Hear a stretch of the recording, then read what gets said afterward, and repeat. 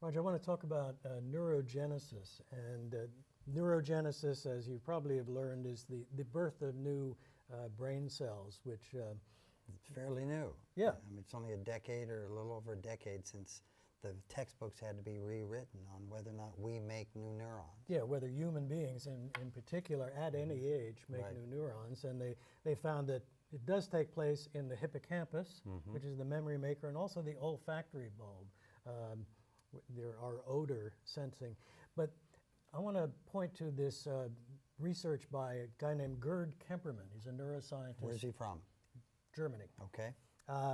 And he's done a lot of work on neurogenesis. And what he's found is that neurogenesis is actually a two-stage process. Okay.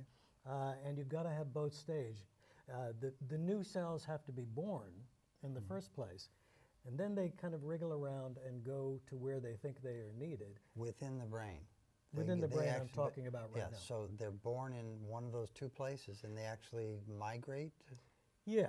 The hippocampus is a pretty small organ, but It's still. actually, if we hold up our hand, Michael, remember it's the size of a seahorse that could fit within your hand.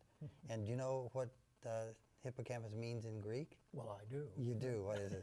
Seahorse. Means seahorse. Seahorse, Yeah, okay. yeah. So the baby cells, the stem cells that are stimulated to be grown need to wriggle into place, and then they have to survive. Okay. And they only survive if they actually are put to use, if there's a function for them. So, and what they've discovered is that physical exercise Okay. stimulates the birth of new. More fuel. More fuel, and I think you're signaling to the brain, I'm still alive. I've got work Okay. to do here. I'm making new memories. I need to, this needs to be processed. And the brain says, well, What a perfect body-mind connection. yeah. Well, you're going to Okay. need new memories, and mark them. So they have to survive. Right. Well, they have to, yeah.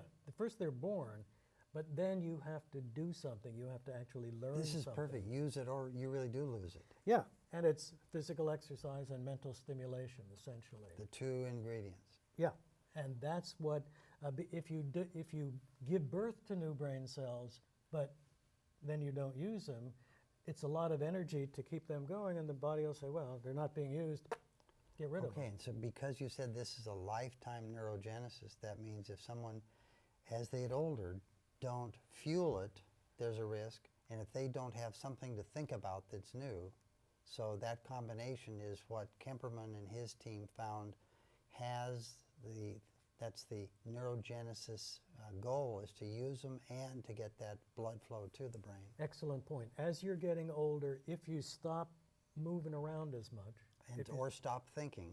well, both. If you stop moving Yes. around, you're not going to generate new cells. If you stop thinking and strategizing and figuring it out, you're not going to use them. Okay. And neurogenesis will stop. And that may be why people thought it did stop, because they were looking at people who had stopped moving and stopped thinking. So, I remember when you told me about Kemperman, and I thought this is a perfect one because it's a do-it-yourself container saying, Michael, you have to move and you have to think.